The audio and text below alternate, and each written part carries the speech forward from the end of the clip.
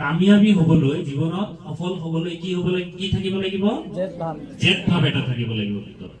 আগ্ৰহ এটা থাকিব লাগিব যে মই এদিন নহয় এদিন মই পুলিচ অফিচাৰ হ'ম আৰ্মি অফিচাৰ হ'ম মই ডক্টৰ হ'ম মই ইঞ্জিনিয়াৰ হ'ম মই মাষ্টাৰ হ'ম মই প্ৰফেচাৰ হ'ম মই ইউনিভাৰ্চিটিত পঢ়াম মই ৰাজনীতিবিদ হ'ম মই সাইন্টিষ্ট হ'ম মই চন্দ্ৰত যাম মই নাসাত যাম মই ইছৰোত যাম য'তে যাব নিবিচাৰা কিয় সেই আগ্ৰহ তোমাৰ মাজত থাকিব লাগিব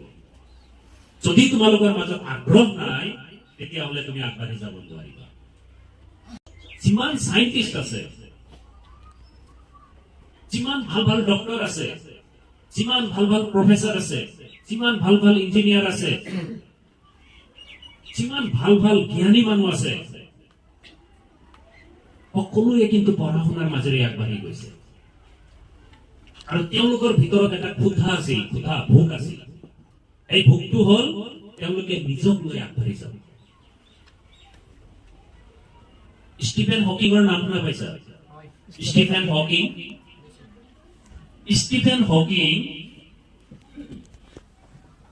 যেতিয়া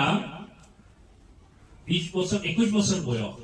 তেতিয়া ডক্টৰে কৈছিলে তেওঁ আৰু 2.5 বছৰ জীয়াই থাকিব তেওঁ 2.5 বছৰ জীয়াই থাকিব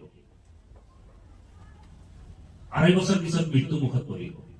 তেওঁ গোটেই বডি পেৰালাইজ হৈ গৈছিল মাত্ৰ 2টা আঙুলিহে কাম কৰি আছিল হাতত গোটেই মানুহজন পেৰালাইজ হৈ গৈছিল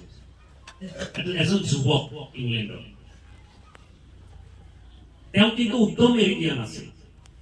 তেওঁ এটা হুইল চেয়াৰৰ ব্যৱস্থা কৰি দিয়া হৈছিল এটা হুইল চেয়াৰৰ মাজতে তেওঁ চলাচল কৰিছিল ইফালে ইফালে যোৱা